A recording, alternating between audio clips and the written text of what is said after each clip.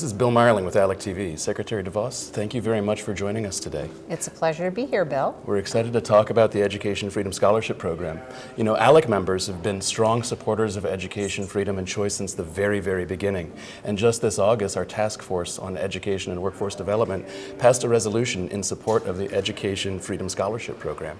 Can you tell our viewers a little more about the Education Freedom Scholarship Program? I would love to tell viewers more about it. Education Freedom Scholarships is an initiative that the administration has advanced at the federal level that will create a tax credit that volunteer contributions from individuals and corporations can be made, and states can voluntarily participate and expand programs of education freedom and choice for the families within their state. So it gives great latitude, it's voluntary, it can really jumpstart and enhance choice and freedom programs so students can find their right fit at the state level. You know, recently I've heard a change in the language from school choice to education freedom. What's the difference? Well, I like to talk about education freedom as opposed to just school choice, because when we think of school choice, we think of school buildings. And we know today that if you're going to truly personalize and customize education, it can mean a wide range of choices and opportunities for students. For students in rural areas, it could mean accessing courses virtually that they can't take in their school. It could mean providing transportation dollars for students to get from one side of a city to another to get to a school that's going to be their fit. It could mean a school or education experience that is without walls.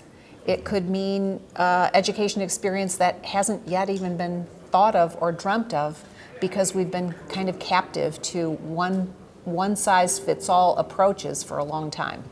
You know, ALEC members are very much about keeping or limiting the size of government and the scope of government. Does this new program grow government? It doesn't grow the federal government in any way. That was a very important part of developing this from my perspective.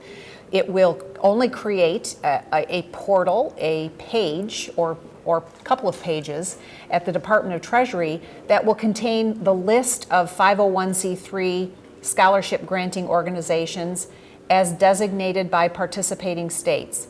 So there's no new programs, there's no new bureaucracy, no new requirements from the federal level. In fact, it's very much designed to be a state-driven and state-focused program. So to that end, then, what are the benefits when a state embraces education freedom? Well, a state will have more resources to provide opportunities to the families and students in that state for them to find the right education fit. It will allow states that participate to really enhance, if they already have education freedom programs enacted, they can either supplement or augment what they have, or they could create new programs that meet the needs of different students in the state. It really would be up to each state to determine what's the best solution and what's the best way to utilize these additional dollars in their state. So given your lifelong dedication to advancing education choice and helping people and children be prepared for life, what do you see as the proven results of education freedom? Well, everywhere I go, and when I talk to students that have been able to participate in a setting, in education freedom, when they make the choice that's right for them, they automatically do better. They are automatically more invested. And ultimately, they're going to thrive, and that is going to accrue to the benefit of all of us long term. Switching gears a little bit here to I think what's most important, that's kids and moms and dads. I've got two little guys, Will and Parker, and even at their young age, I can see how they learn so very, very differently. How will education freedom scholarships help us address different approaches to learning for children?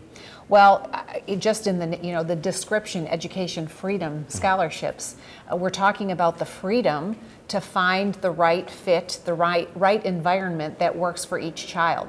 I have 4 children, they're all grown, but they are all very different and they learned differently as well. If parents have the tools through education freedom scholarships and initiatives that states advance to find that right fit for each of their children, each child will be able to grow and become everything he or she is meant to be. So Looking at the state role in this, what do state legislators need to do now as the Education Freedom Program is being discussed at the federal level? Well, they need to talk to their federal members of Congress, so both congressmen and women as well as senators, and urge them to support this on behalf of their state. Again, this is an additive program to everything that states might be doing. It takes nothing away from traditional public schools or whatever a state is doing within their state. It's only additive. So it will just be a new opportunity to really expand creativity around these choices and opportunity for the students that would ultimately benefit. One last question for you today. More on a personal note, what's your personal hope and dream for the future of our children in America? I just hope and pray that every single child will be able to find their right education fit in order to become and develop into the person that he or she has the potential to be. Every child has gifts and talents. They need to find they need to find those talents and gifts in an environment of learning that's going to draw the best out of each of them. Thank you. And that's, I think, a dream and a passion that all parents and all Americans share.